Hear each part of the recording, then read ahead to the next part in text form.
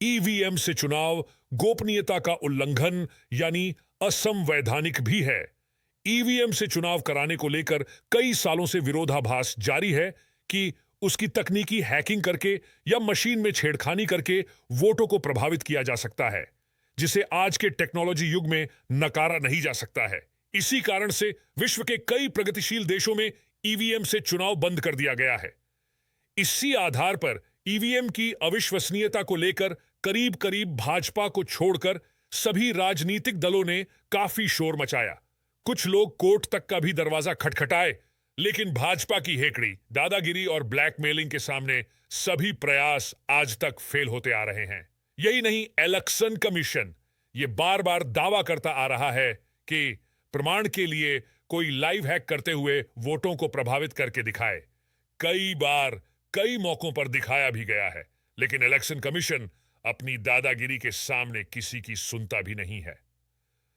अभी अभी supreme court के सीनियर वकीलों ने रिटायर सुप्रीम कोर्ट के जस्टिस, कई सम्मानित नागरिक एवं पत्रकारों के सामने प्रमाण के लिए लाइव हैकिंग करके पूरे देश को दिखा दिया है।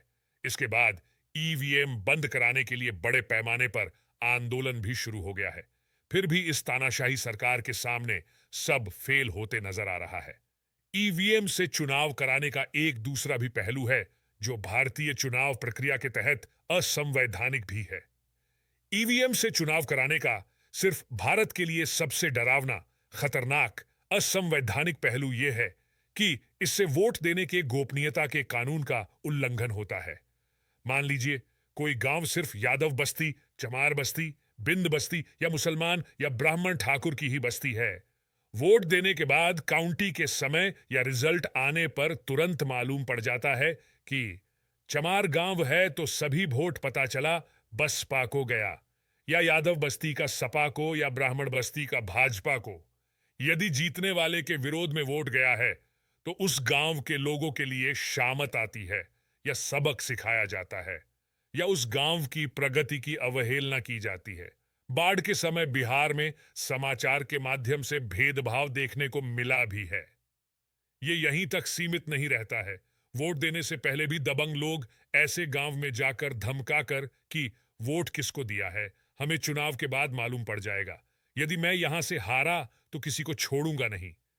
इस ईवीएम के चुनाव के आतंक से कई गांव और वहां के रहवासी प्रभावित हुए हैं, और मैंने देखा और अनुभव भी किया है। बैलेट पेपर से चुनाव होने पर सभी बॉक्स को खोलकर पहले मिक्सिंग की जाती थी, उसके बाद काउंटिंग की जाती थी। इस तरह गोपनीयता बरकरार रहती थी, जो ईवीएम से पॉसिबल नहीं है। यही कारण है कि जब से ईवीएम से चुनाव हो रहे हैं, तब से राजनीतिक दुश्मनी काफी बढ़ी है, राजनीतिक हत्याएं भी काफी हो रही हैं, और पैसे से वोटों को प्रभावित भी किया जा रहा।